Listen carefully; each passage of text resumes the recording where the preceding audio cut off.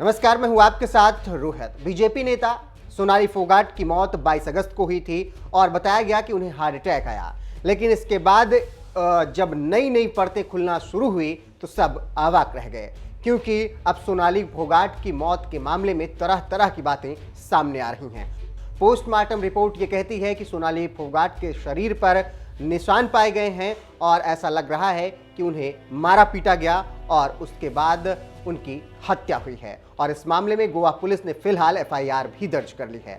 वहीं सोनाली फोगाट के भाई रिंकू ढाका ने इससे पहले जब तहरीर दी थी और उन्होंने पुलिस को बताया था कि उनकी हत्या हो सकती है, इसकी आशंका उन्होंने जताई थी। उन्होंने गोवा पुलिस को दी गई लिखित शिकायत में सोनाली के पीए सुधीर सांगवान पर रेप और ब्लैकमेलिंग का आरोप लगाया था। सोनाली फोगाट की 22 अगस्त को देर रात मौत हो गई थी। उनके परिवार ने यह मानने से इनकार कर दिया था कि सोनाली की मौत हार्ट अटैक से हुई है। सोनाली के परिवार ने किसी साजिश के तहत हत्या की आशंका जताई और ऐसे में रिंकू सिंह, जो कि सोनाली फोगाट के भाई हैं, उन्होंने फेसबुक पेज से लाइव भी किया। इस लाइव में उन्होंने कहा कि गोवा पुलिस उनकी बात नहीं सुन रही है। उन्होंने गोवा पुलिस पर अपराधियों का साथ देने का आरोप भी लगाया और इसके साथ ही उन्होंने शिकायत पत्र भी लिखा और बताया कि उनकी बहन सोनाली और रेमन की शादी एक ही घर में हुई थी। शादी के 19 साल बाद सोनाली के पति संजय फोगाट की मौत हो गई थी।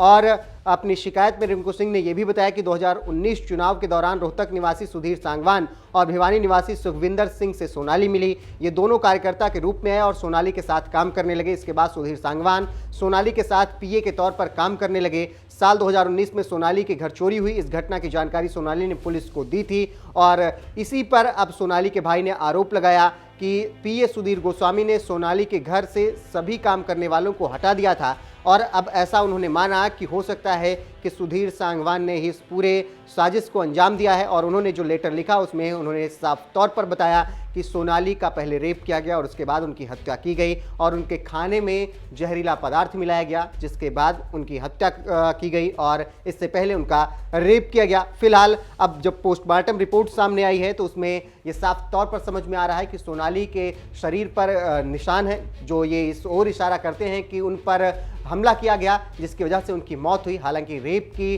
पुष्टि अभी पोस्टमार्टम रिपोर्ट में नहीं हुई है, देखना होगा कि आगे क्या कुछ होता है। लेकिन अभी गोवा पुलिस ने फिलहाल इस मामले में एफआईआर दर्ज कर लिया है। वहीं सोनाली के पीए सांगवान पहले ही गिरफ्तार हो चुके थे, उन्हें 23 अगस्त को ही गिरफ्तार कर लिया गया था। फिलहाल मामले में जो भी अपडेट आएगी आप तक पहुंचते रहेंगे।